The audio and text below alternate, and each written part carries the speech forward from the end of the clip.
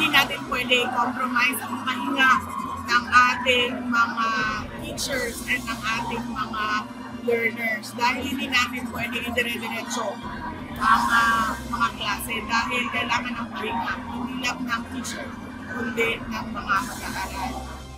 Hindi maaaring madaliin ng Department of Education ang pagbabalik sa lumang school calendar. Ayon kay Vice President at Education Secretary Sara Duterte, kapakanan ng mga guro at mga estudyante ang kanilang pangunahing konsiderasyon sa bawat hakbang na gagawin.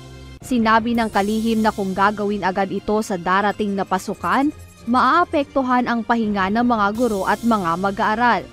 Number one, ito ay resulta ng mga konsultasyon na natin. Collective decision na ito based on our consultations, yung version ng ating school calendar. Naiayos na rin aniya kasi ang mga plano matapos ang mga konsultasyon kaya hindi na ito maaari pang baguhin pa.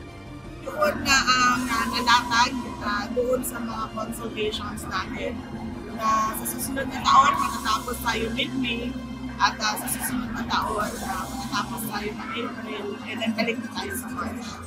Siniguro naman ng Education Secretary na ngayong taon ay walang magbabago sa huling araw ng pasok ng mga estudyante sa paaralan. Hindi na, dahil ang sinuspend lang naman natin ay yung in-person classes, pero yung pag-aaral nila tumutuloy yon sa alternative delivery modes tulad ng online o modular.